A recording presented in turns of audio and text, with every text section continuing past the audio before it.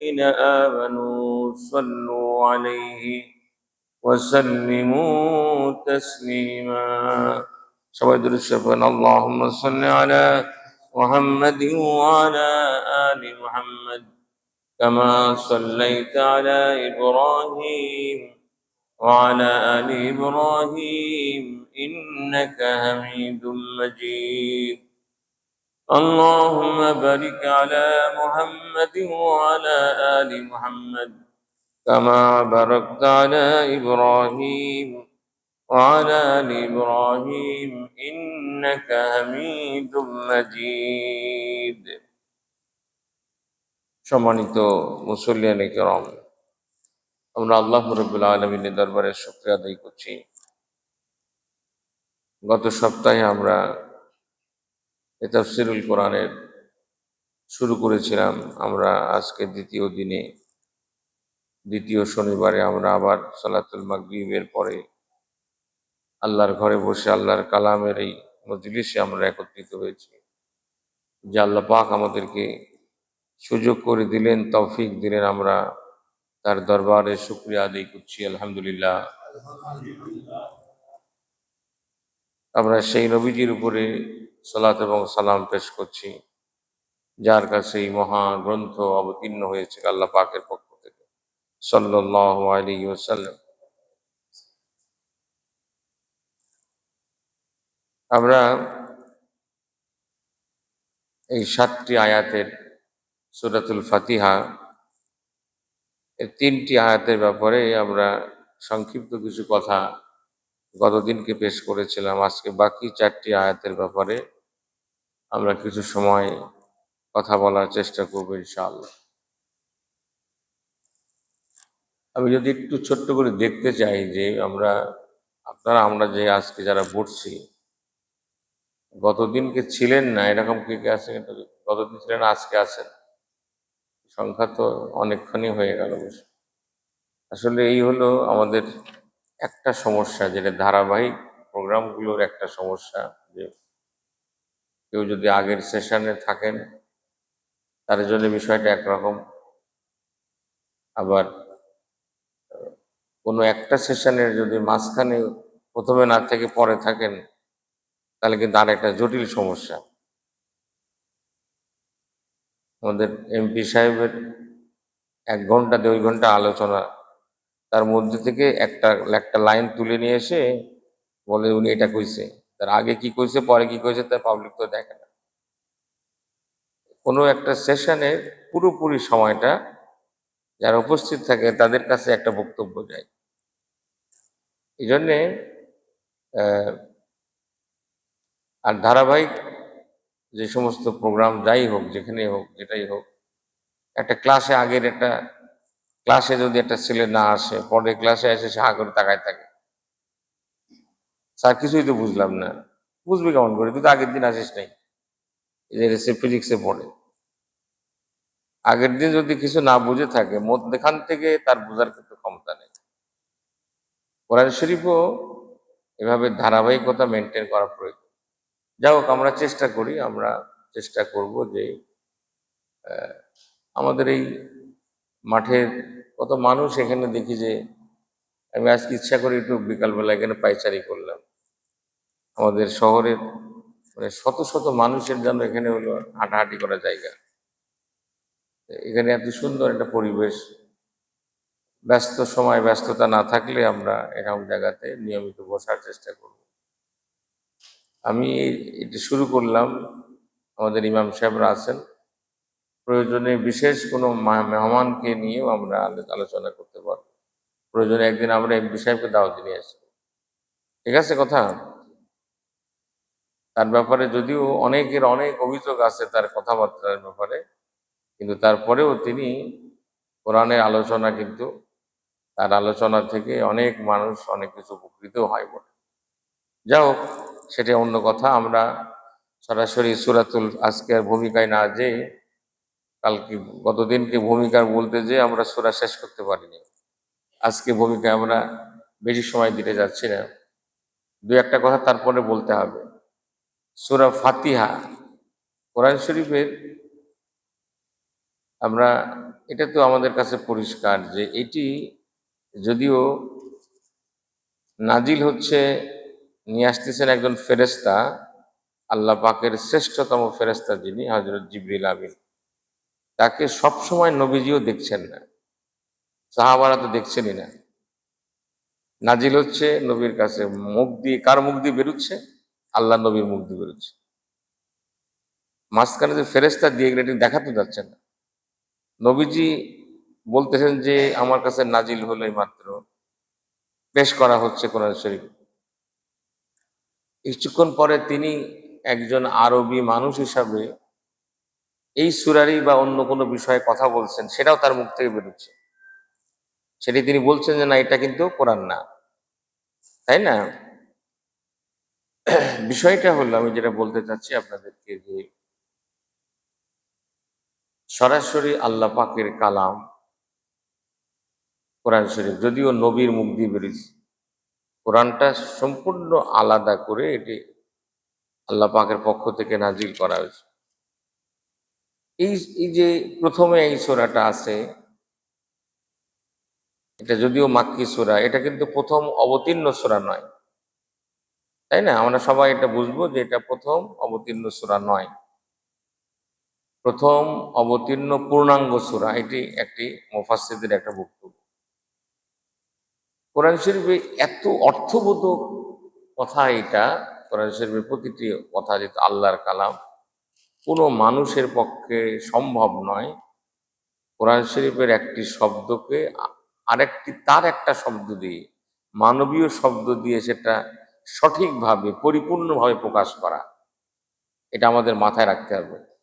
যারাই যত বড় তাফসীরকার হন না কেন, যত বড় পণ্ডিত হোক না কেন, আল্লাহর কথা, এই কথাটাকে আরেকজন ঠিক একটা বাক্য দিয়ে বলে দেবে, কোশ্চেন কালে সম্ভব না।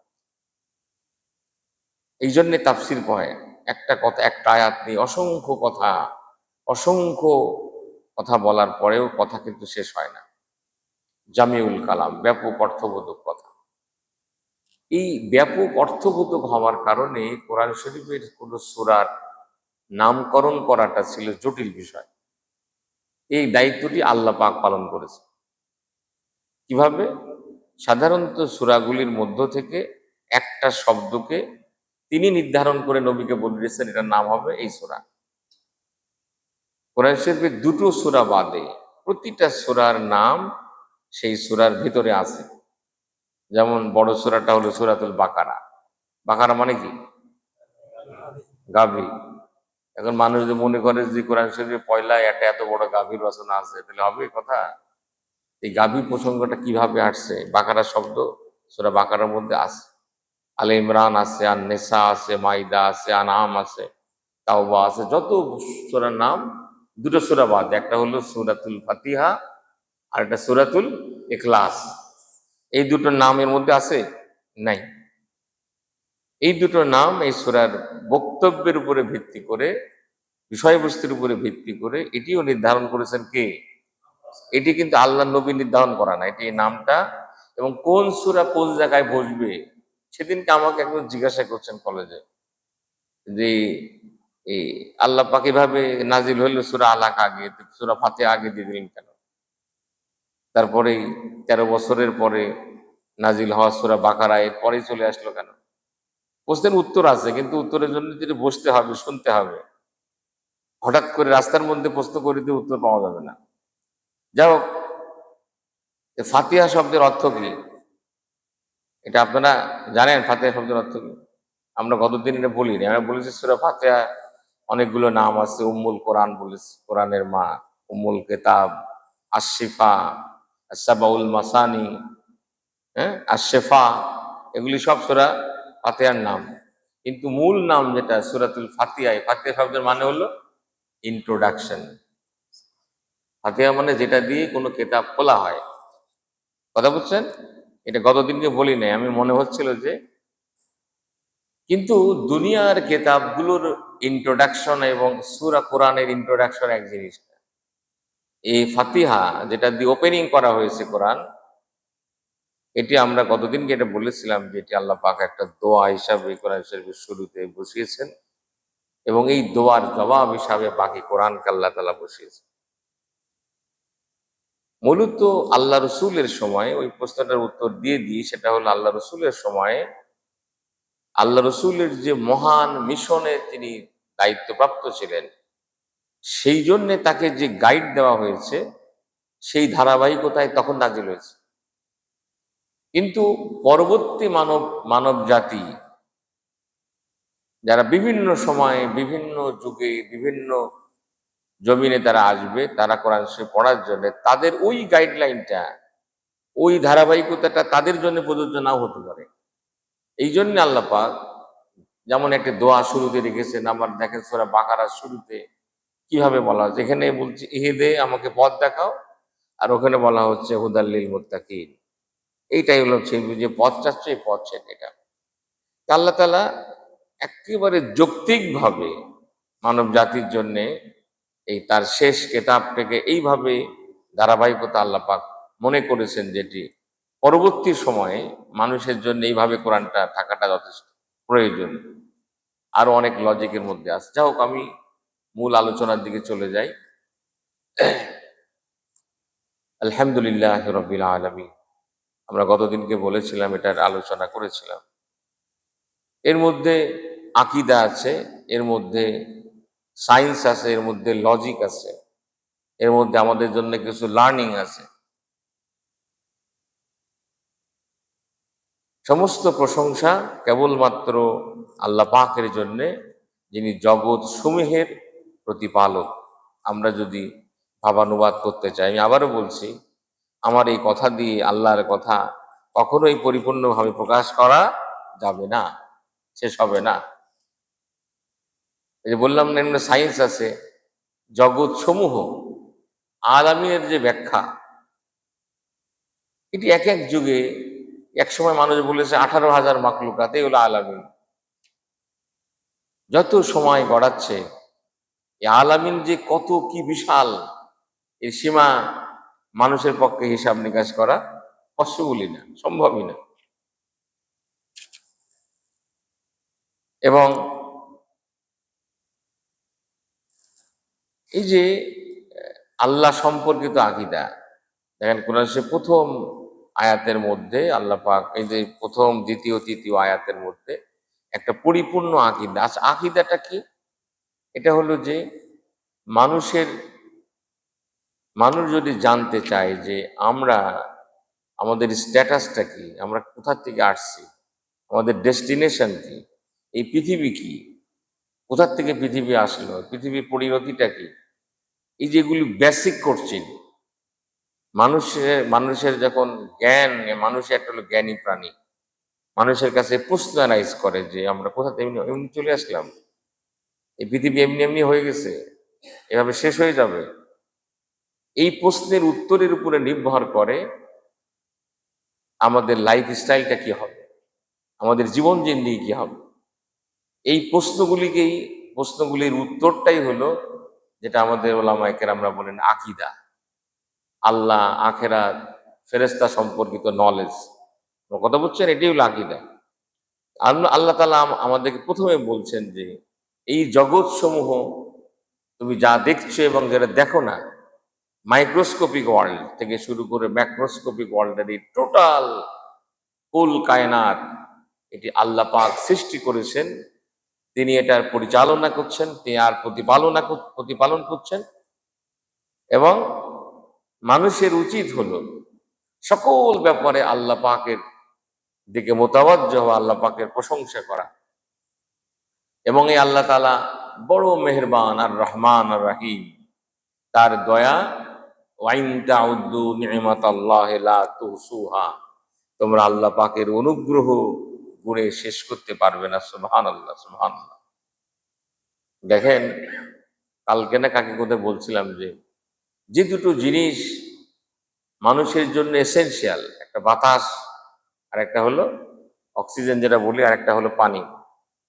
এই দুটো জিনিস আল্লাহ তাআলা কাউকে উপায় উপকরণ করে চেষ্টা করে এগুলো অর্জন করতে, অটোমেটিক মানুষ পাচ্ছে। এই সমস্ত ঘটনা শুনেছেন যে এক সৌদি শেখ, অনেক অর্থবিত্তের মালিক, বয়স্ক হয়ে গেছে, শ্বাসকষ্টের জন্য হসপিটালে ভর্তি হয়েছে, মাসখানিক থাকছে। তারপরে যখন তার বিল হচ্ছে বিশাল অঙ্কের অ্যামাউন্ট, বিলটা দেখে ভদ্রলোক কাঁদতেছে বসে। হসপিটাল কর্তৃপক্ষ বলছে যে মনে হয় যে এত টাকা দেখে মনে হয়। তো বলে, আরে বাবা, টাকার সমস্যা তো আমার নাই, আমার তো অনেক আল্লাহ টাকা দিচ্ছে। তাহলে কাঁদছেন কেন? বলছে, আমি চিন্তা করছি যে এই কয়েকটা দিনের জন্য, এই অক্সিজেনের জন্য তোমরা আমার এত টাকা, এত রিয়াল তোমরা দাবি করলে, আমার তো আজকে এই 70 বছরের জীবনে আমি কত লক্ষ লক্ষ কোটি কোটি বিলিয়ন ট্রিলিয়ন রিয়ালের বাতাস তো আমি এমনি এমনি নিচ্ছি, তখন তো আমাকে আর কাউকে পেমেন্ট দেওয়া লাগে। এবার কথা তাই না? এইগুলি আল্লাহ পাকের মেহেরবান, আল্লাহ পাকের অনুগ্রহ। তিনি রহমান, কুল কায়নাতকে কিভাবে তিনি প্রতিপালন করছেন। আল্লাহ আকবর, আল্লাহ আকবর। আমি মাঝে মধ্যে চিন্তা করি যে সজনের ডাটা দেখলেন না, রাস্তার পাশে পাশে হচ্ছে, সিজনাল ফ্রুটস এর মধ্যে সেই সময়কার মানুষের রোগের প্রতিষেধক থাকে। সুবহানাল্লাহ। কথা বলছে, এই গরমের মধ্যে এই যে একটা আম পড়তেছে, যে কেউ আমটা পাড়ছে, ওটা ডালের মধ্যে দিচ্ছে, খাচ্ছে, টক খাচ্ছে বসে। এই গরমের সময় এটি তার জন্য অ্যান্টিবায়োটিকের কাজ করতেছে, প্রতিষেধকের কাজ করছে। আমরা টের পাচ্ছি না। এই প্রভুবিয়াত করছেন কে? আল্লাহ পাক করছেন। আমরা মনে করছি যে এটা কি দরকার, ওটা কি দরকার। প্রকৃতির মধ্যে যা কিছু আছে, এটা অনেক সময় আমরা বলি ফেলি, গরম পেয়ে কষ্ট পাচ্ছে, এই গরম আর কতদিন থাকবে বসে, আল্লাহ একটা বৃষ্টি মিষ্টি দেয় না কেন? পৃথিবীতে কতটুকু বৃষ্টি কিভাবে কখন হবে, কোরআন শরীফ বলছে এগুলি সব আল্লাহ পাকের 100% হিসাবের মধ্যে আসতেছে বসে। আল্লাহ সুবহানাহু ওয়া তাআলার এই রুবুবিয়ত যদি আমরা চিন্তা করতে চাই, আমাদের মাথা হেঁট হয়ে যাবে। এবং তার রহমান, তার রহিম, তার দয়া, সুবহানাল্লাহ, সুবহানাল্লাহ। আল্লাহ পাক কিভাবে মানব জাতিকে দয়া করেছেন, দয়া করছেন। এবং তার দয়া, সবচেয়ে বড় দয়া হলো মানব জাতিকে তিনি পথ দেখিয়েছেন। সুবহানাল্লাহ। নবীদের মাধ্যমে, কিতাবের মাধ্যমে তিনি মানব জাতিকে পথ দিয়ে, এটি আল্লাহ পাকের সব থেকে বড় দয়া। সেই সাথে আখিরাতের ব্যাপারে মালিক ইয়াউমিদ্দিন, এখানে খাইয়ে দেয় মরে যাবা শেষ, এরা মনে করার কোনো কারণ নাই। যদি মরে গেলে শেষ হয়ে যেত, তাহলে এই নামাজ কালাম আল্লাহ বিল্লাহ ভালো হওয়ার কোনো দরকারই ছিল না। একটাই যদি জীবন হয়, বলে না, কেউ কেউ বলে একটাই বলে জীবন। আরে আল্লাহ, একটা জীবন মানে কি বলতে চাও তুমি? বলছো মুসলমান কি বলবে এটা একটাই জীবন? এই পৃথিবীটা কি একটাই জীবন, সুতরাং এখানে সাজাও, এখানে ভালো করো, এখানে সেটা, এগুলি বলে। আমরা বলি যে না, আমরা পৃথিবীতে আমাদের আলমের আলমের দুনিয়াতে আসি, এরপরে আলমের বারজাখে আমরা যাব। সেটাও একটা লম্বা পিরিয়ড, কবরের জীবন। এবং এরপরে আলমে আখেরাতের অসীম জীবন, যার শুরু আছে আর শেষ নাই। লক্ষ লক্ষ কোটি কোটি অনন্তকাল ধরে আমাদেরকে কাকেও জান্নাতে, কাউকে জাহান্নামে রাখা হবে। আল্লাহু আকবার। এবং সেই দিনের অ্যাবসলিউট অথরিটি, মামু, খালু, পীর সাহেব, মুরব্বী, কারো বাবার ক্ষমতা নাই কারো জন্য কিছু করে দেবে। কি আশ্চর্য কথা! মানুষেরা অলিক বিশ্বাস বানিয়েছে বসে, আমার অমুক হাফেজ ছেলেটা আমাকে শুধু জান্নাতে নিয়ে যাবে, অত সস্তা বললেই হয়ে গেল বসে। আখিরাতের ব্যাপারে, সাফায়াতের ব্যাপারে সঠিক ধারণা খুব অভাব, খুব অভাব। এবং আমরা বর্তমানে বনী ইসরাইলের ধারণার মধ্যে পড়ে আছি। আমরা এই পর্যন্ত আলোচনা গতদিনকে করেছিলাম, আমি এই পর্যন্ত একটু বলে আমরা পরের দিকে যাই। আল্লাহ পাক আবার আমরা চতুর্থ আয়াতের মধ্যে যেটা বলছে, ইয়াকা না'বুদু ইয়াকা না'বুদু ওয়া ইয়াকা নাস্তাঈন। ইয়াকা না বলে ইয়াকা না। যে আমরা দেখবেন মানুষেরা পড়ে, বা মুরব্বীরা অনেকে আছে সারা জীবন পড়া ঠিকঠাক মতো হয়নি, বা এখন আমরা নিজেরাও, আমাদের ছেলেমেয়েরা যারা কোরআন শরীফ পড়ে না তাদের অবস্থা ইয়াকানা। ইয়াকানা বললে এটা হবে, এটা সব অর্থমত্ত সব বিকৃত হয়ে যাবে। ইয়াকা, কেবলমাত্র আপনার ইবাদত করি এবং কেবলমাত্র আমরা আপনার কাছে সাহায্য চাই। এই আয়াতের কথা তো বলতে গেলে পরে ঘন্টাখানি বলা দরকার, বলা যাবে। আমরা এটা বলেছিলাম যে এটি স্মারকলিপি, তাই না? আমরা এই পৃথিবীর রব, যিনি বিশ্ব রব, সেই রবের কাছে আমরা একটি স্মারক পেশ করছি, তার প্রশংসা করে নিলাম। তারপরে বলি যে আমরা কিন্তু আপনারই লোক, সুতরাং আমার একটু গম টম দেন, আমাদের সুবিধা দেন, এরকম বলি না আমরা? মন্ত্রী মহোদয়ের কাছে, এমপি মহোদয়ের কাছে আমরা গেলে পরে তার প্রশংসা টশংসা করার পরে বলি আমরা কিন্তু আপনারই লোক, এরকম বলি।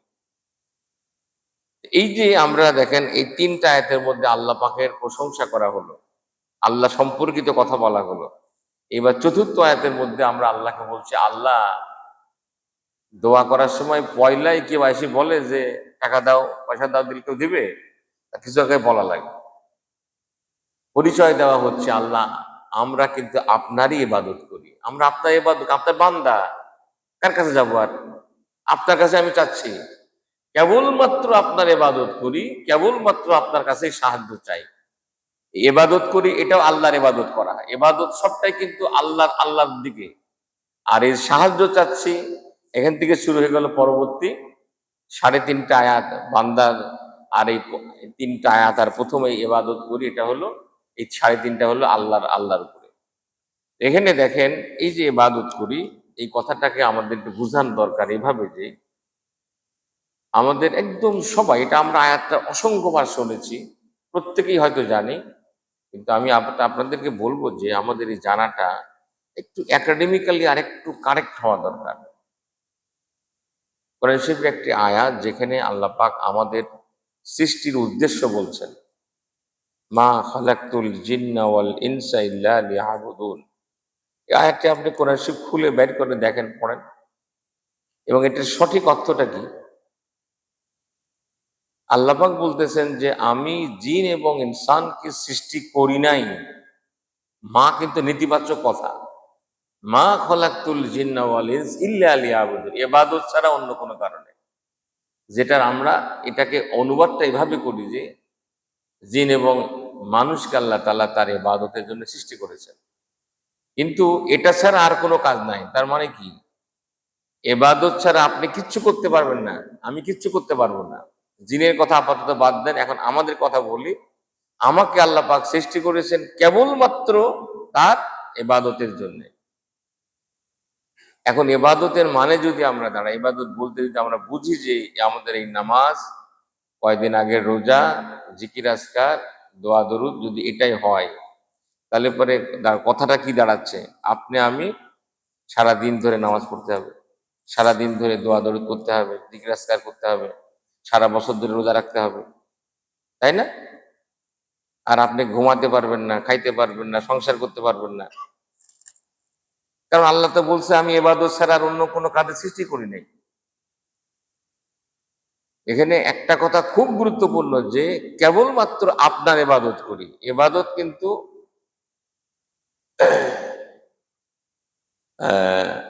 তাহলে এই জায়গাতে এই ইবাদত কেবল আল্লাহর ইবাদত করা বলতে আমরা আল্লাহর কাছে কি বলতে চাচ্ছি, ইসলাম কি বলছে? এটা আল্লাহ পাক একটা আয়াতের মধ্যে বলছেন যে আমি জিন এবং যে মানুষকে সৃষ্টি করেছি আমার কেবলমাত্র আমার ইবাদতের জন্য, তাই না? আরেকটা জায়গায় লক্ষ্য করেন, সব নবী রসুলেরা মানুষের কাছে প্রথম যে দাওয়াতটা পেশ করেছেন, এটা কি বলেছেন? হ্যাঁ, ইয়া কওমি ইবুদুল্লাহ মা লাকুম মিন ইলাহিন গায়রু। কোরআন শরীফে বিভিন্ন নবীর নাম ধরে ধরে আল্লাহ পাক বলছেন, তারা তাদের জাতির কাছে একটা কথা বলেছেন, ইয়া কওমি ইবুদুল্লাহ, হে আমার কওম, আমার জাতি, আল্লাহ পাকের ইবাদত করো। সব কমন ভাবে বলা আছে, মা লাকুম মিন ইলাহিন গায়রু, তিনি ছাড়া তোমাদের আর কোনো ইলাহ নেই। কোরআন শরীফের মূল দাওয়াত সূরা বাকারা শুরু করেন, দ্বিতীয় রুকু, তৃতীয় রুকুর শুরুতে আছে, ইয়া আইয়ুহান নাসু উবুদু রাব্বাকুমুল্লাযী খালাকাকুম ওয়াল্লাযীনা মিন ক্বাবলিকুম লাআল্লাকুম তাত্তাকুন। ইয়া আইয়ুহান নাস, হে দুনিয়ার মানুষ। আমরা বলি যে এটা মুসলমানদের ধর্মীয় কিতাব, মানুষেরা বলে, স্কুলে বইয়ের মধ্যে লেখা আছে। এখানে ইয়া ইভান নাস বলে কেন? এই দুনিয়ার মানুষ বলে কেন? শাহরু রমাদান আল্লাযী উনজিলা ফীহিল কুরআন হুদাল লিন-নাস। এটা কেন এই কথা বলছেন যে এটা সারা দুনিয়ার মানুষের জন্য হেদায়েত? আল্লাহ কি খালি মুসলমানের রব নাকি? আল্লাহ তাআলা রব্বুন নাস, ইলাহিন নাস, মালিকিন নাস, তাই না? সব মানুষের তিনি রব, তিনি স্রষ্টা, তিনি রব, তিনি ইলাহ।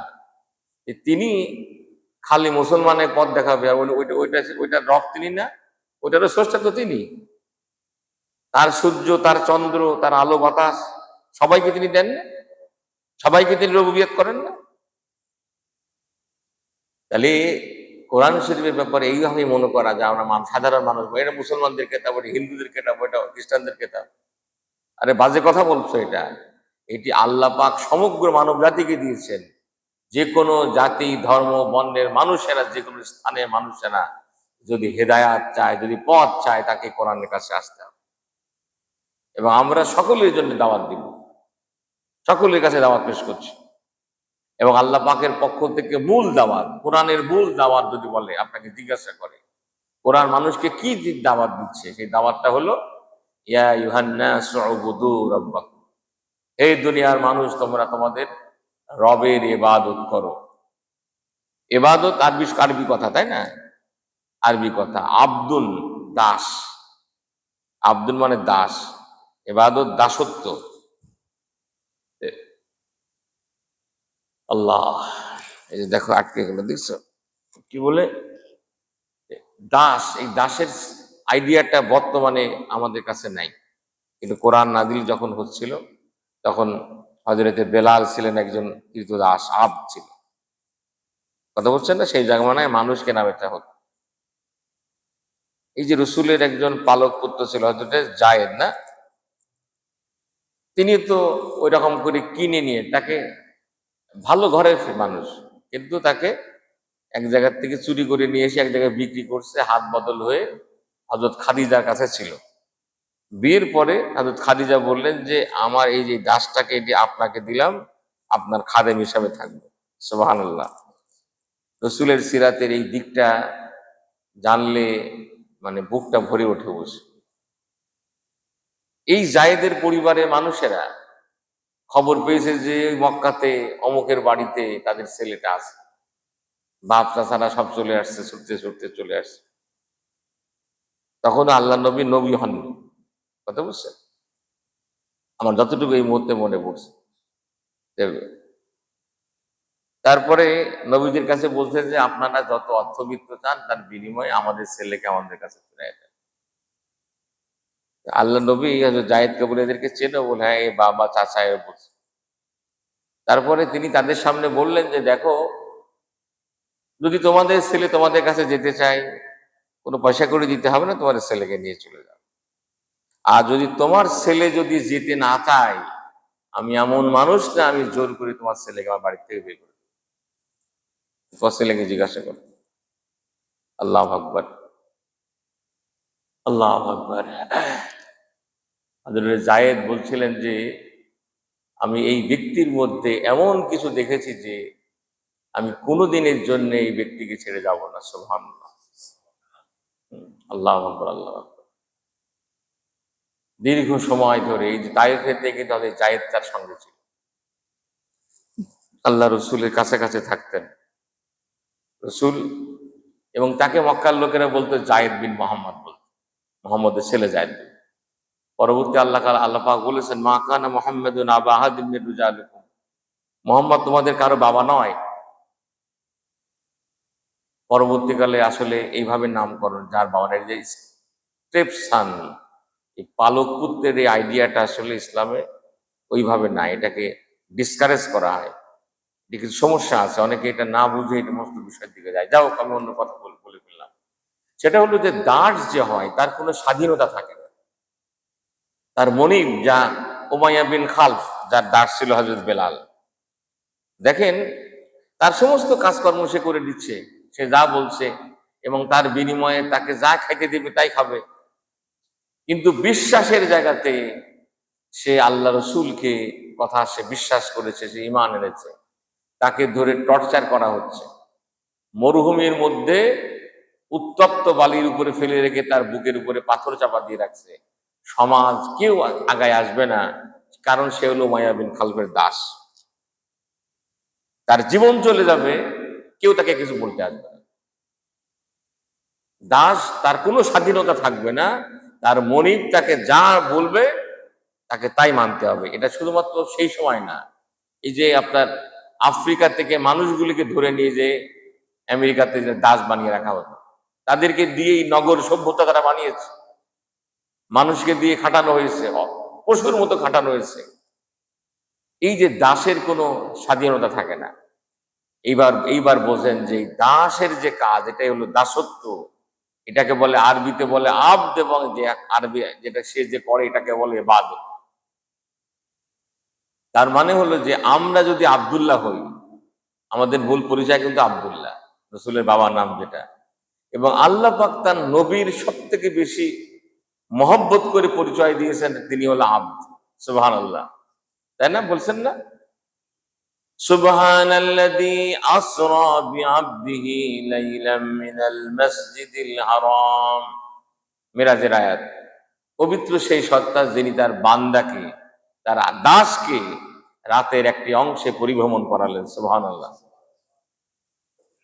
ওয়াইন কুনতুম ফি রাইবিম মিম্মা নাযালনা আলা আবদিনা, আল্লাহ পাক বলছেন, যদি যে কোরআন আমার বান্দার উপরে, আমার দাসের উপরে, দাসটাকে মুহাম্মদ সাল্লাল্লাহু আলাইহি সাল্লাম, মুহাম্মদ সাল্লাল্লাহু আলাইহি সাল্লামের দুর্লভ পরিচয় আল্লাহ দিলে যে আল্লাহ পাক তাকে দাস বলেছেন।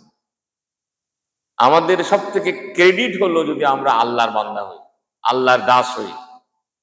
এটাকে দাস বললে পরে ওই জামানার মানুষেরা, বিভিন্ন জামানার মানুষেরা মনে করতে পারে যে আমাদের ডিসক্রেডিট হয়ে গেল, আমাদের ওয়েট কমে গেল।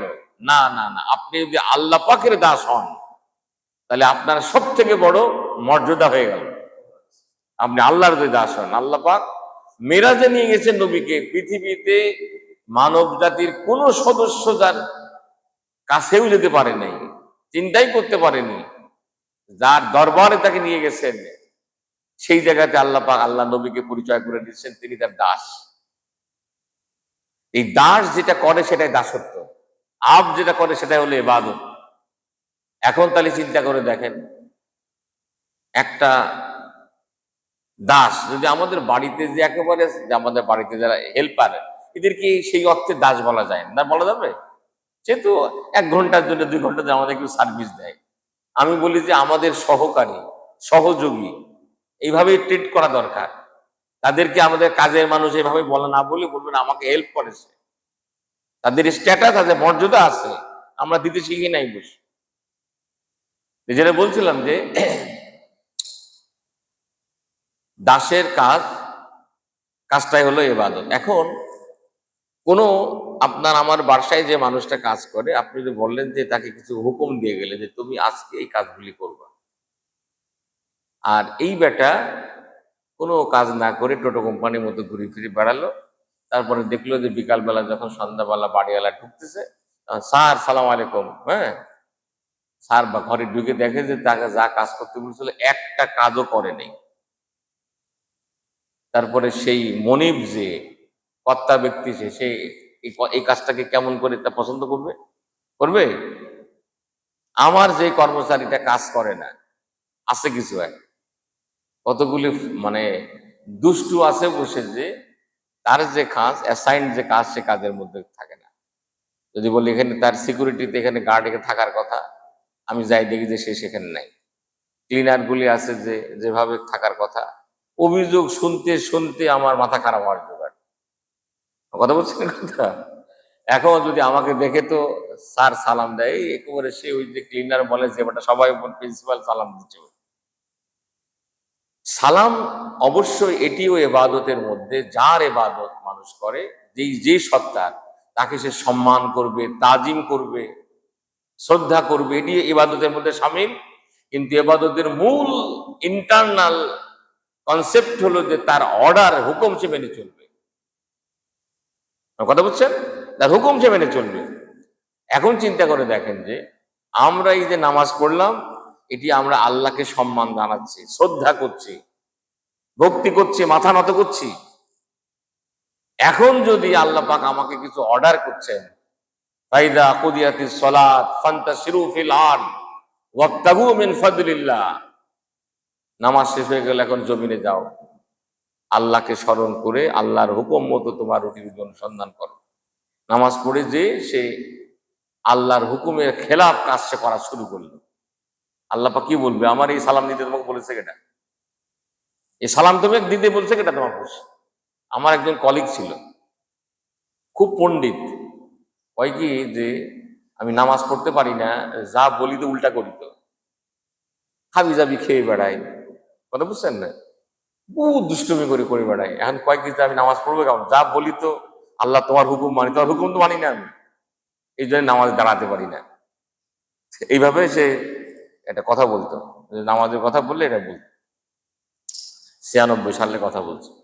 বিষয়টা হলো যে এবাদত মানে হলো এইভাবে মনে করা যাবে না যে আল্লাহ আমরা তোমার নামাজ পড়ি, আমরা রোজা করি, এই কথা না। আমার জীবনের সকল ব্যাপারে আল্লাহ পাকের হুকুম মানতে হবে।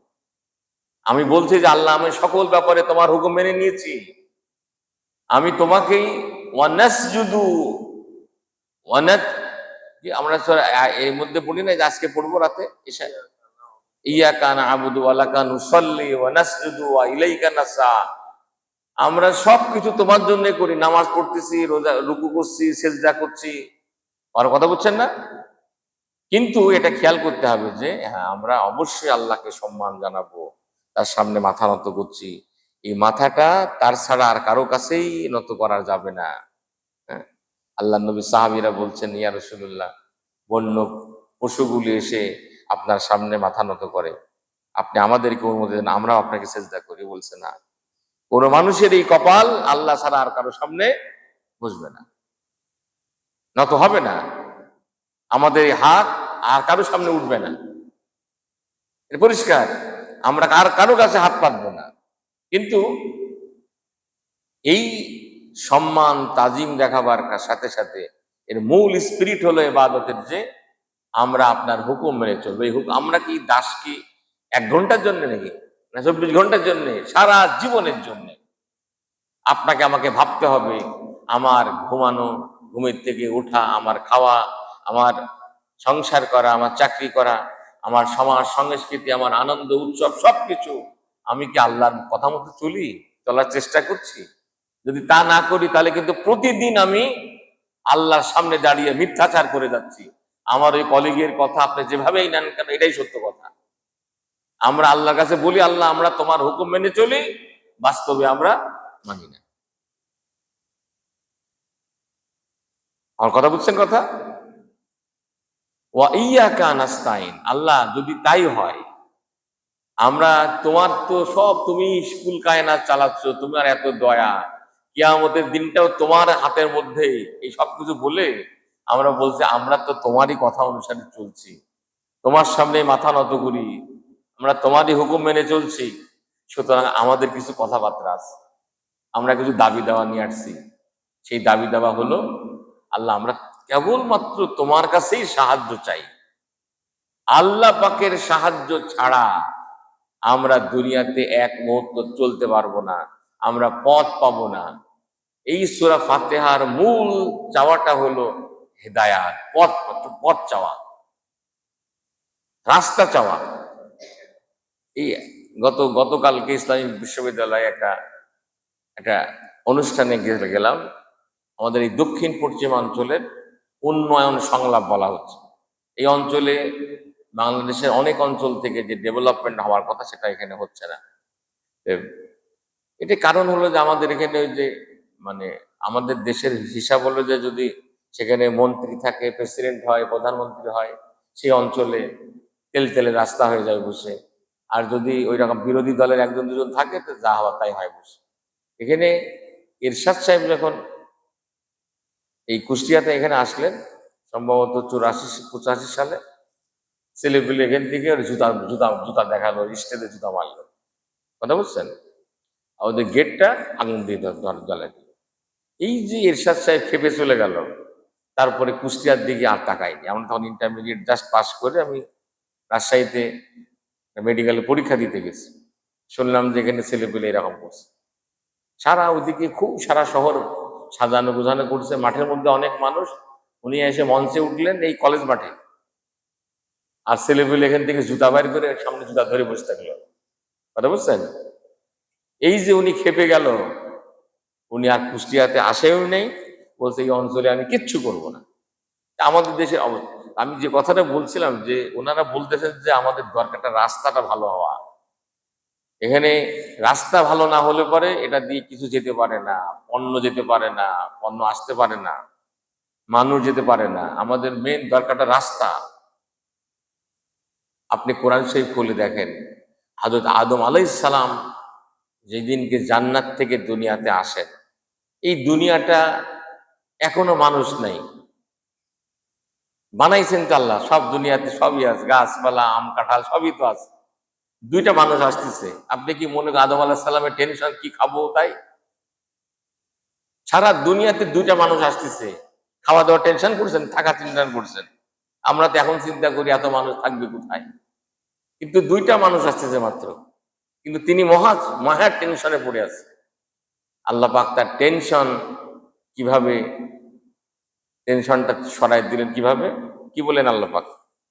কুলনা হাবিতু মিনহা জামিআ فإما يأتينكم مني هدى فمن تبع هدايا فلا خوف عليهم ولا هم يحزنون কুলনা হাবিতু মিনহা জামিআ, তুমিও যাও, মিস্টার ইবলিসও যাবে, সব যাও। তোমাদের এখানে রাখার জন্য কিন্তু আমি তোমাকে এখানে রাখছিলাম না, তোমাকে একটু টেস্ট করালাম। ইবলিস কি জিনিস এটা একটু টেস্ট করালাম। আগেই তো আমার ডিক্লারেশন ছিল আমি পৃথিবীর জন্য তোমাকে বানাচ্ছি। কি বলেন এই রুকুর আগে প্রথম কথা, তাই না? ওয়াইস ক্বালা রাব্বুকা লিল মালাইকাতি ইন্নী জাইলুন ফিল আরদি খলিফা। ফেরেশতাদের সামনে তার ডিক্লারেশন যে আমি পৃথিবীতে আমার ভাইসরেন্ট, আমার খলিফা, রিপ্রেজেন্টেটিভ আমি পাঠাতে চাচ্ছি। আল্লাহ পাকের মানব সৃষ্টির আগেই তার ডিসিশন হলো আমরা পৃথিবীতে থাকবো, কিন্তু মাঝখান দিয়ে জান্নাতের মধ্যে রাখলেন একটা ঘর বাড়ি চেনানোর জন্য আর ইবলিসকে চেনানোর জন্য। কথা বুঝছেন?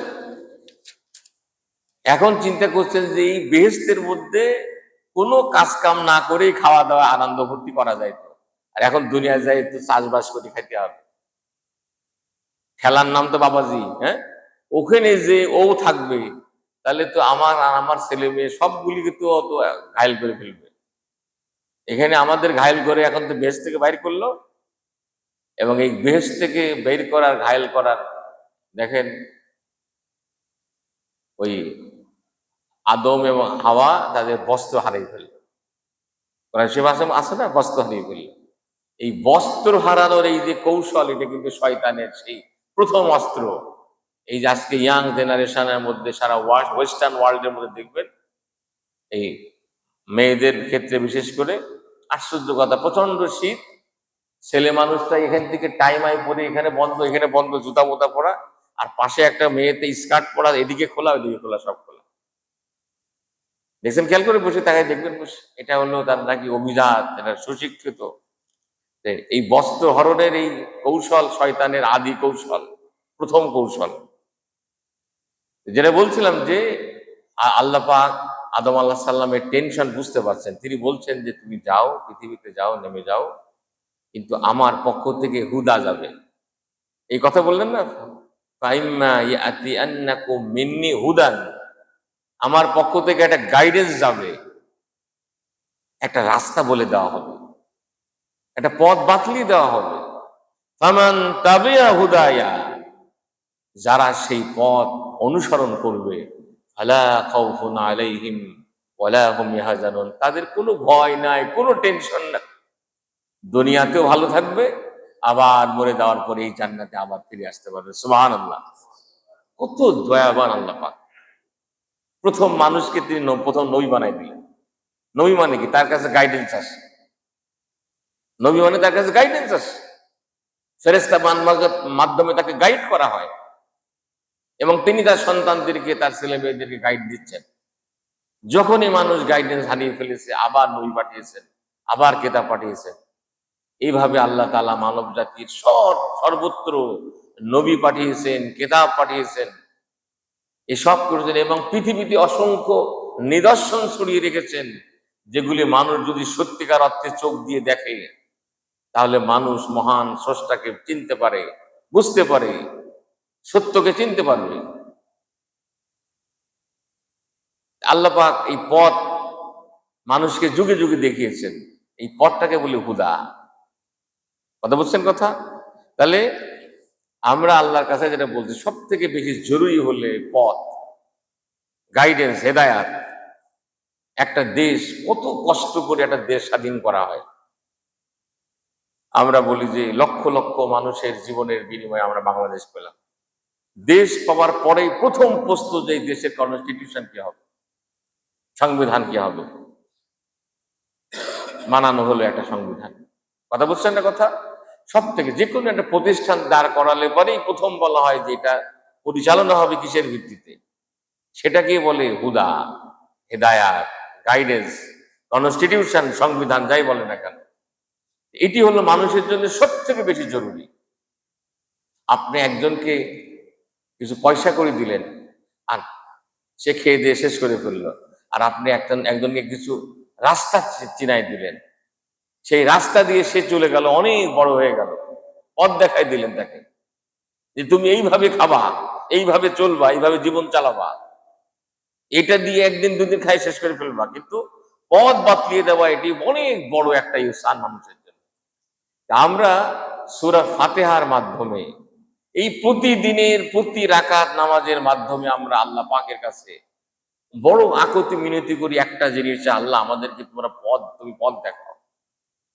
এবং এই পথ দেখার আগে আমরা বলছি, আল্লাহ আমরা তোমার সকল কথা মেনে নিচ্ছি, তুমি তো মহান, তোমার কাছে আমরা হাত পাচ্ছি, তোমার সামনে মাথা নত করছি, কেবলমাত্র তোমার কাছে এই সাহায্য চাই, কারণ তোমার সাহায্য ছাড়া এই পথ পশ্চিম কালে আমাদের পাওয়া সম্ভব না। এরপরেই আমরা চূড়ান্ত যে সূরা ফাতিহার মূল যে প্রার্থনা দোয়া, সেই দোয়াটা হলো ইহদিনাস সিরাতাল মুস্তাকিম, আল্লাহ আমাদেরকে তুমি সঠিক রাস্তা দেখাও, মজবুত রাস্তা দেখাও। আমরা এটা মানে করেছি সহজ সরল রাস্তা, মানে এমনি চলা যায়। সহজ সরলের বাংলায় এর সূরা এই মুস্তাকিমের মধ্যে নাই। মুস্তাকিম মানে দৃঢ় পথ। ইন্নাল্লাযীনা ক্বালু রাব্বুনাল্লাহু সুম্মা ইসতাকামু তাতানাজ্জালু আলাইহিমুল মালায়েকা।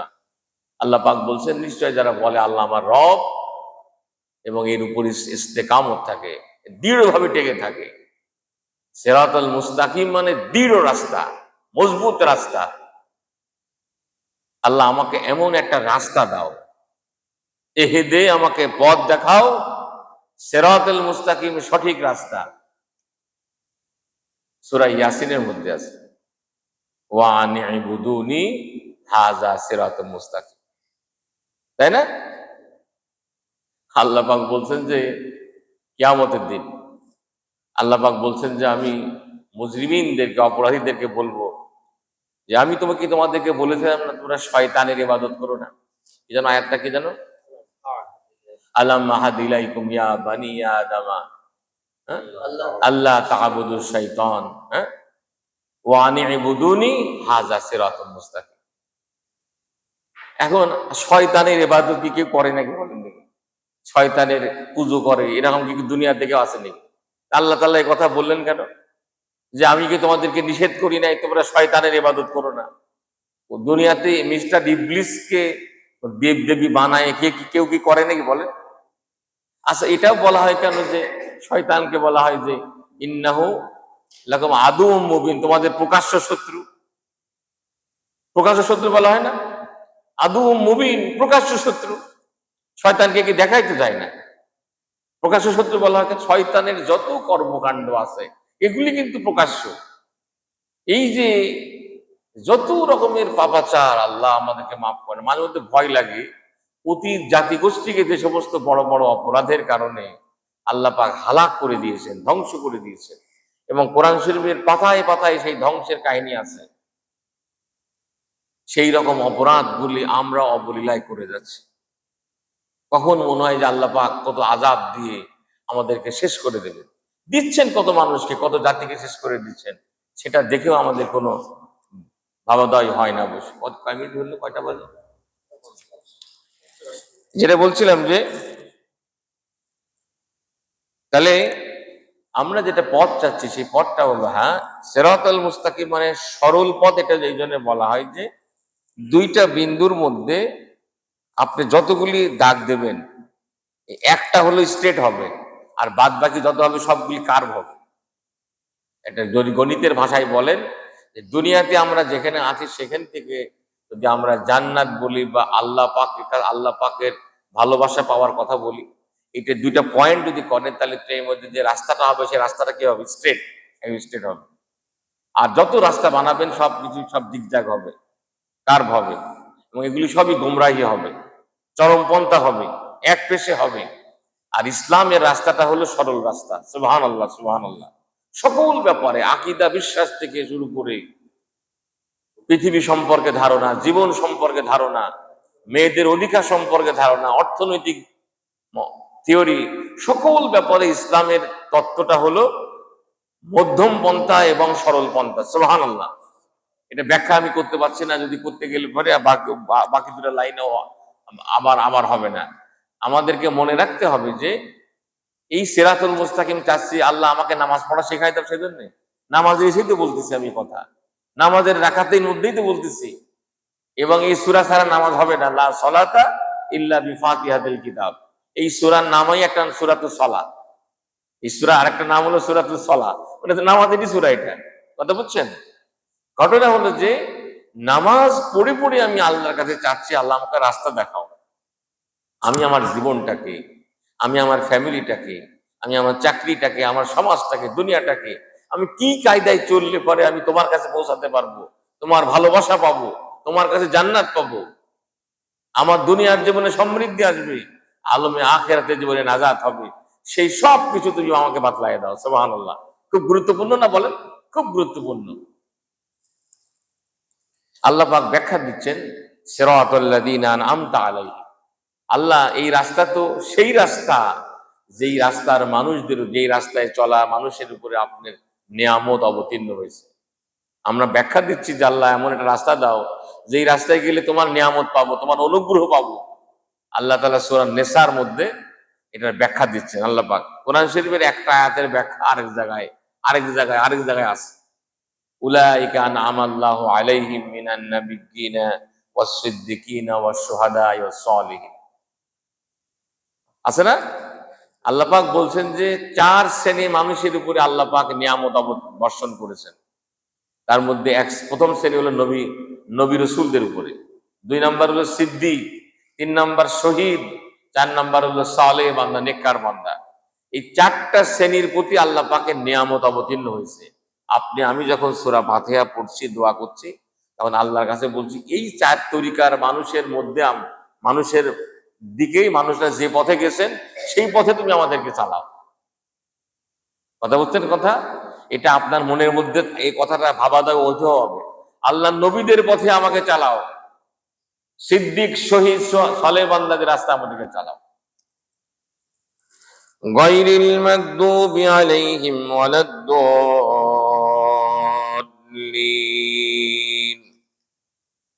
আর তাদের পথে চালায়ও না যাদের উপরে তোমার গজব অবতীর্ণ হয়েছে, যারা পথভ্রষ্ট হয়েছে। এই আয়াতের খুব সংক্ষিপ্ত ব্যাখ্যাটা হলো, এই গজব অবতীর্ণ জাতি হলো মূলত ইহুদিরা। কোরআন শরীফের মধ্যে আল্লাহ পাক বলেছেন, দুরিবাত আলাইহিমুজ জিল্লাতু ওয়াল মাসকানাতু ওয়া বাউ বিগদাবিন মিনাল্লাহ। এই শব্দটা আল্লাহ পাক বলেছেন কোরআন শরীফে। এবং দলিন যারা, পথভ্রষ্ট যারা, এরা হলো নাসারা, খ্রিস্টান। এখানে আরেকটা কথা, এই দুইটা গোষ্ঠীর বেসিক একটা পয়েন্ট আপনারা মনে রাখবেন। যারা ইহুদি যারা ছিল, তারা জেনে শুনে আল্লাহ পাকের দ্বীনকে বিকৃত করেছে, গ্রহণ করেনি, মানেনি। তাদের এলেম ছিল। কোরআন শরীফের মধ্যে আছে, মদিনা মুনাওয়ারায় যারা ইহুদিরা ছিল, তারা নবীকে চিনেছে কেতাবকে চিনেছে। আল্লাহ পাক বলতেন নিজের ছেলেকে চিনতে যেমন তাদের ভুল হয় না, তারা আমার নবীকে চিনতে ভুল করেনি, কিন্তু তারা মানে নাই। তাওরাত কিতাবের ক্ষেত্রে তারা ইচ্ছা মতো পরিবর্তন করেছে। যে বা যারা জেনে বুঝে ইসলামকে মানে না, তাদের উপরে আল্লাহ পাকের গজব পড়েছে অতীতে, আজকে পড়বে না। আমরা কি আল্লাহ পাকের জ্ঞাতি গোষ্ঠী নাকি? আল্লাহ পাক কিন্তু আগে বলেছেন লাম ইয়ালিদ ওয়া লাম ইউলাদ, আমার কোনো জ্ঞাতি গোষ্ঠী নাই। কারো চেহারার দিকে তাকায় আমার অনুগ্রহ যায় না, আমার আযাব গজব কারো চেহারার দিকে তাকায় যায় না। স্বজন প্রীতি হাবিজাবি বিষয় আমার আল্লাহ পাকের সঙ্গে সম্পর্কযুক্ত না। তাহলে কেউ যদি জেনে বুঝে না মানে, তাহলে সে গজবের শিকার হবে।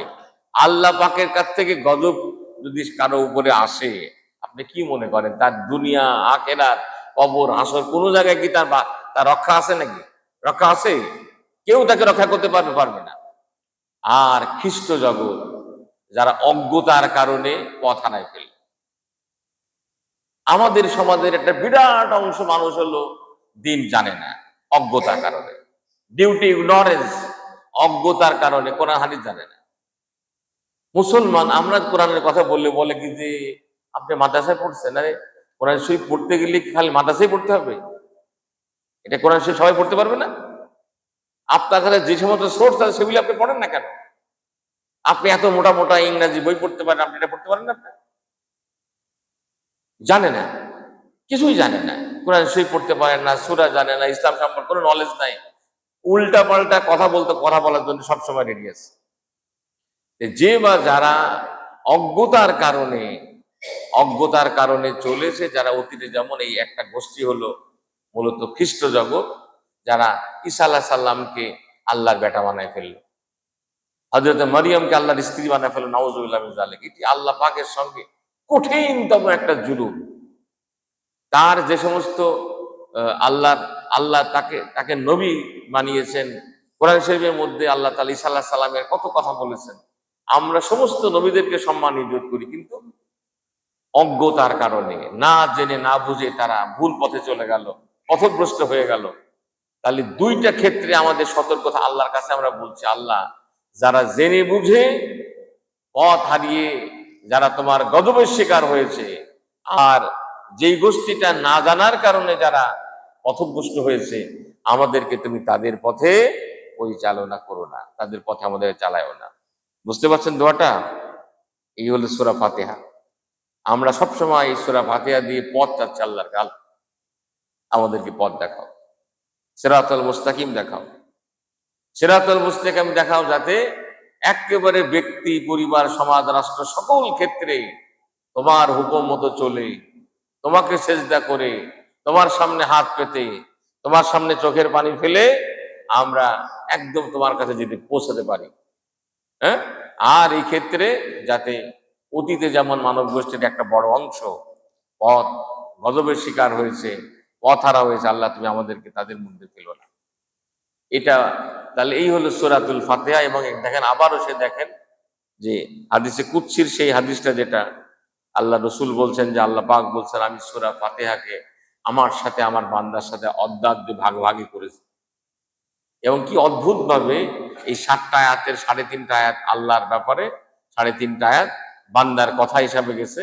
এবং শুধু তাই নয়, আমরা গতদিনকে যেটা বলেছিলাম, সূরা ফাতিহার প্রতিটি আয়াতের জবাবে আল্লাহ পাক একটা জবাব দেন, এটা হাদিসে কুদসির মধ্যে আছে। আমরা গতদিনকে একটু বলেছিলাম, আপনারা ওটাও দেখে নেবেন বসে। আমরা যদি এটা চিন্তা করি, আল্লাহর কাছে আমরা এটা দোয়া চাচ্ছি, উনি আমাদেরকে জবাব দিচ্ছেন, সুবহানাল্লাহ।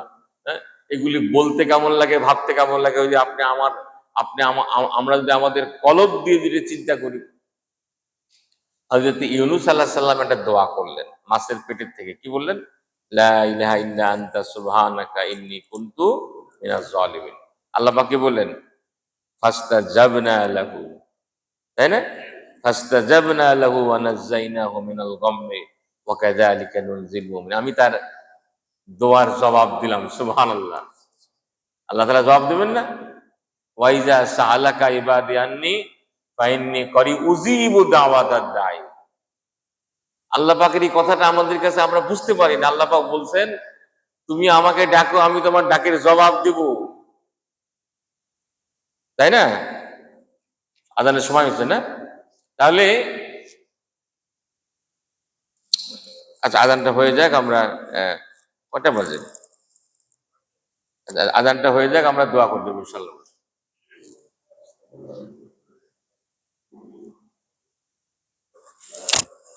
আল্লাহ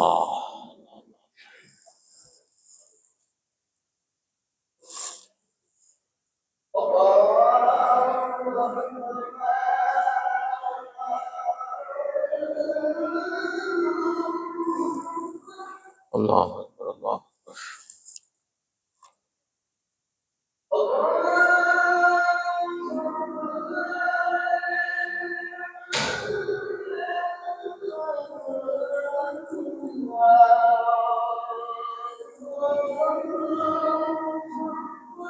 আল্লাহ আকবার, আল্লাহ আকবার।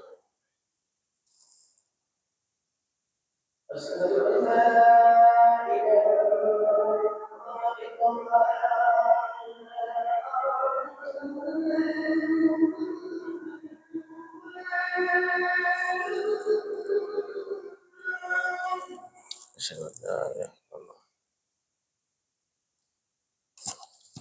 أشهد أن لا إله إلا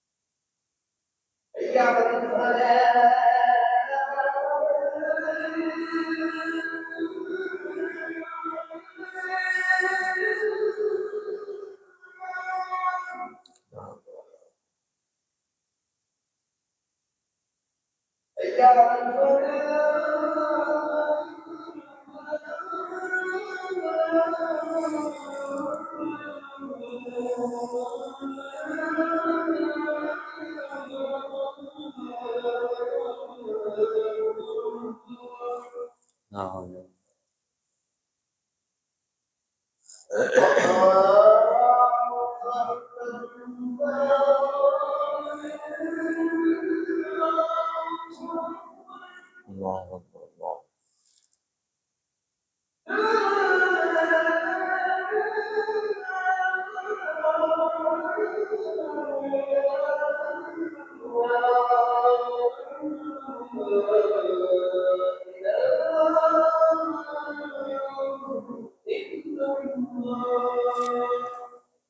يا الله رب هذه الدعوة التامة والصلاة القائمة وسيلة الفضيلة والدرجة وحتى إنك لا تخلف الميعاد. সম্মানিত মুসল্লিয়ানি কারাম, এই যে আজানটা হলো, আজানের একটা দোয়া আছে, আমরা দোয়া বলি। আজানের সঠিক জবাব হলো আজান শুনে মসজিদে আসা।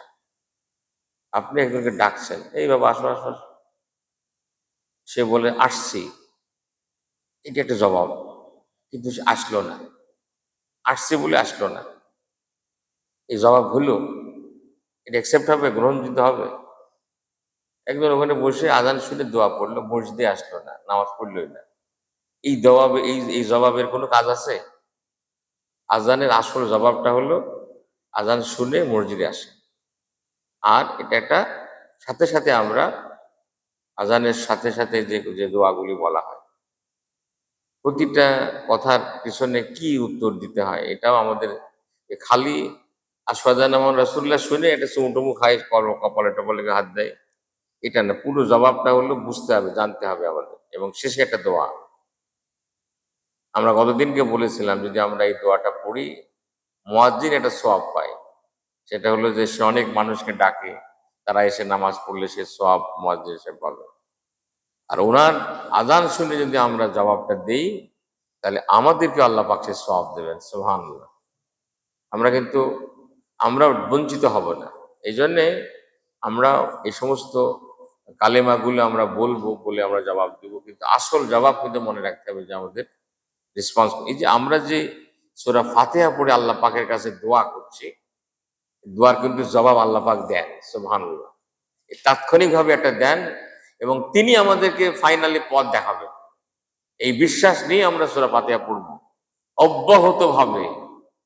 সারাটা জীবন ধরে নামাজের মাধ্যমে আমরা আল্লাহ পাকের কাছে ফরিয়াদ করতেই থাকবো, আল্লাহ আমাদেরকে পথ দেখাও। ভেরি ভেরি ইম্পর্টেন্ট বিষয়। আমাদেরকে পথ পাওয়া খুবই গুরুত্বপূর্ণ। সুবহানাল্লাহ। আল্লাহ পাক নবীদেরকে সরাসরি গাইড করেন। আলাম নাশরাহ লাকা সাদরাক, আমি আপনার এই বক্ষকে প্রশস্ত করে দিন, কাকে গাইড দিয়েছি। অবাজাদাকা দলান ফাহাদা, সূরা এর মধ্যে সূরা দোহার মধ্যে আল্লাহ পাক বলছেন তুমি তো পথ পাচ্ছিলে না। দেখেন, মোহাম্মদ ইবনে আব্দুল্লাহ তিনি সেখানেই ভালো মানুষ ছিলেন, আল আমিন ছিলেন, আর সাদিক ছিলেন। সবাই ভালো বলছে, হেল্পফুল ফজুল করে মানুষের কল্যাণের চেষ্টা করলেন। কিন্তু এই মানব জাতিকে সঠিক ট্র্যাকের উপরে কি করে তিনি গাইড করবেন, তিনি দিশে পাচ্ছেন না। তিনি ঘর বাড়ি ছেড়ে একেবারে গাড়ে হেরায় যে দিনের পরে দিন, রাতের পরে রাত কাটানো শুরু করলেন। কি করে সম্ভব? মানুষ কি করে রাস্তা পাবে? এই অবস্থায় আল্লাহ পাক কোরআন নাজিল করে বললেন, দিস ইজ দ্য গাইডেন্স। সুবহানাল্লাহ, সুবহানাল্লাহ। যে পথ তুমি চাচ্ছ, প্রতি নামাজের মাধ্যমে তুমি আমার কাছে যে পথ চাচ্ছ, ও বান্দা এই কোরআনটাই তো সেই পথ। এই কোরআনের পাতায় পাতায় সেই গাইডেন্স আছে। তোমার পার্সোনাল লাইফ, তোমার সোশ্যাল লাইফ, তোমার ইকোনমি, তোমার এডুকেশন, তোমার কালচার, সব কিছু কিভাবে চলবে তার গাইডেন্স আমি দিচ্ছি আকাশ থেকে, তোমাকে খুঁজতে হবে না। সুবহানাল্লাহ, সুবহানাল্লাহ। আল্লাহ পাকের কত দয়া, তিনি এটি নাজিলও করেছেন, এটি হেফাজত করেছেন, আমাদের সামনে রয়েছে। কিন্তু ওই যে কি বলে, হাতের কাছে কি আছে, কিন্তু আমরা হাত দিয়ে ছুঁতে চাচ্ছি না, দেখতে চাচ্ছি না, মানতে চাচ্ছি না। কোরআন শরীফ যারা পড়তেছি তারা এর গাইডেন্সটা দেখবার চিন্তা করছে না। আমার খুব দুঃখ লাগে, একটা মানুষ কষ্ট করে 30 পারা কোরআন মুখস্থ করেছে, যদি আপনি তার কাছে জিজ্ঞাসা করেন যে এটা কোরআনের কিছু কথা বলেন, বলে আমি তো একটু জানি না। আহা, এটি কি কোরআন পড়া এইভাবে মুখস্থ করার কথা বলা ছিল নাকি? তুমি কোরআন মুখস্থ করে ফেলেছো, কোরআনের একটা কথাই তুমি জানো না, তাহলে এটি কোরআন তোমাকে কিভাবে পথ দেখাবে? এভাবে আমরা দিনের ক্ষেত্রে উল্টাপাল্টা করছি। দুনিয়ার ক্ষেত্রে আমরা এটা আন্দাজে চলি না, উল্টাপাল্টা চলি না। আমরা দিনের ক্ষেত্রে আল্লাহর সঙ্গে মনে করছি যে আমরা এখানে উল্টাপাল্টা করে চলি। সারা রাত ধরে কাঁদলাম, সকালবেলা ফজরের নামাজ না পড়ে সারাদিন ঘুরে বেড়াচ্ছি, নামাজ কালাম নাই, রাত্রেবেলা মসজিদে দাঁড়ায় মনে হচ্ছে এটা আল্লাহকে ধোকা দিয়ে চলে আসলাম।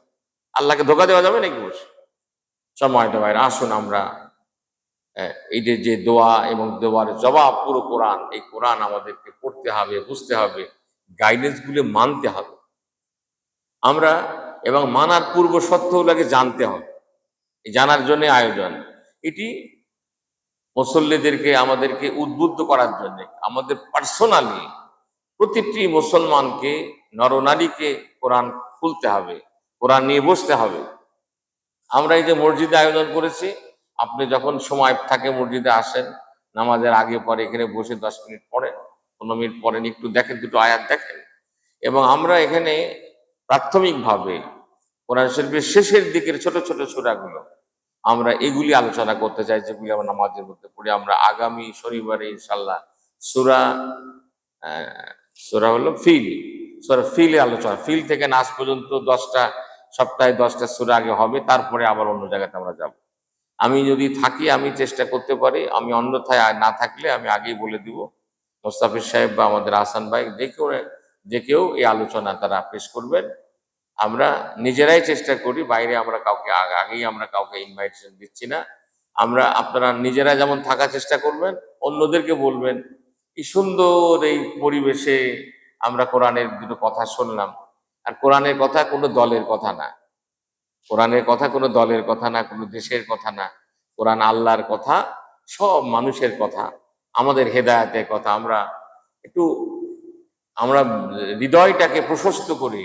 কোরআনের আলোচনা যেখানে হয়, বিশেষ করে একাডেমিক আলোচনা, আমরা যে এতক্ষণ কথা বললাম সূরা ফাতিহা নিয়ে, এখানে গাল গল্প একটাও করিনি। আমরা মাহফিলগুলিতে আমার অনেক সময় খারাপ লাগে যে অনেক গাল গল্প করে, এরে ওরে গালাগালি করে, এটা ওটা করে। আমরা কিন্তু কোরআনের একাডেমিক কথাবার্তা বলবো, আপনারা লক্ষ্য করে দেখবেন। এই জন্য আসুন, আপনারাও পড়বেন এবং আমরা সবাই নিয়মিতভাবে আমরা এভাবে এই কোরআনের এই যে মাহফিলটাকে আমরা এটাকে নিয়মিত উপস্থিত থাকার জন্য চেষ্টা করি। আল্লাহ পাক কোরআনের হেদায়াত আমাদের সকলের জন্য নসিব করেন, আমিন। আমরা সংক্ষিপ্ত একটা দোয়া করি, আল্লাহুম্মা আমিন। ربنا ظلمنا أنفسنا وإن لم تغفر لنا وترحمنا لنكونن من الخاسرين. ربنا لا تزغ قلوبنا بعد إذ هديتنا وهب لنا من لدنك رحمة إنك أنت الوهاب. اللهم آنس وحشتي في قبري، اللهم ارحمني بالقرآن العظيم واجعله لي إماما ونورا وهدى ورحمة. اللهم ذكرني منه ما نسيت وعلمني منه ما جهلت وارزقني تلاوته آناء الليل وآناء النهار واجعله لي حجة يا رب العالمين. আল্লাহ আমাদের কোরআনের এই ছোট্ট মজমাকে তুমি মেহেরবানি করে কবুল করো। আল্লাহ আমরা জীবনে জেনে না জেনে কত ভুল ভ্রান্তি করেছি, গুনাহগাতা করেছি, নাফরমানি করেছি। আল্লাহ মেহেরবানি করে তুমি আমাদেরকে মাফ করে দাও। আল্লাহ আমাদেরকে মেহেরবানি করে দ্বীনের সহি সমুজ দান করো, আমাদেরকে হেদায়াত দান করো, পথের দিশা দান করো। আল্লাহ বাকি হায়াতটুকু পরিপূর্ণভাবে তোমার হুকুম মতো আমরা চলতে পারি, তোমার কোরআনের হেদায়াত অনুসারে, নবীজির হেদায়াত অনুসারে আমরা জীবনটাকে পরিচালনা করতে পারি, সে তৌফিক আমাদের দান করো। আল্লাহ তাআলা আমাদের এই প্রতিষ্ঠানের প্রতি তুমি খাস রহমত করো।